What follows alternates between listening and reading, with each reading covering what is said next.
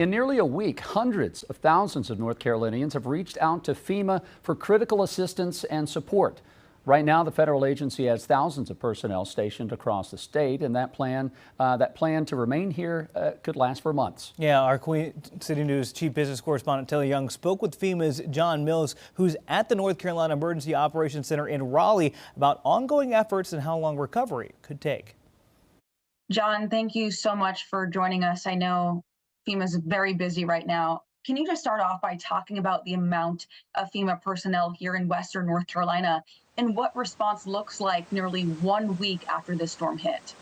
FEMA is coordinating all across the federal government, and as of now, we have more than 2,000 federal responders supporting the state of North Carolina. That includes hundreds of FEMA personnel, hundreds of members of FEMA urban search and rescue teams, and then other federal agencies like the U.S. Army Corps of Engineers, Department of Health and Human Services, and other federal agencies. And just talk about some of the potential struggles that you guys could be facing. I know FEMA has been working nonstop, bringing supplies throughout the mountain area. So how are crews kind of managing that given the road conditions, the power outages, and lack of cell phone service? There are a lot of complications simply because of the size of Helene. This was a widespread area. We have 25 counties designated for assistance across Western North Carolina, while some areas, like right in downtown Asheville, are starting to get power back. Other areas still don't have electricity. So we're working in support of the state. We have concerns, as the state does, about water and water systems, debris removal, family reunification, and things along those lines.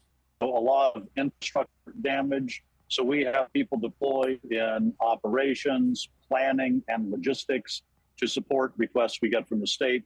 The president has ordered 1,000 active duty service members to now work in support of state National Guard.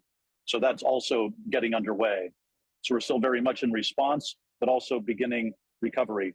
And talk about the longevity of FEMA's presence in North Carolina, given that recovery is really just in its beginning stages. Clearly, this is a catastrophic situation in many parts of Western North Carolina.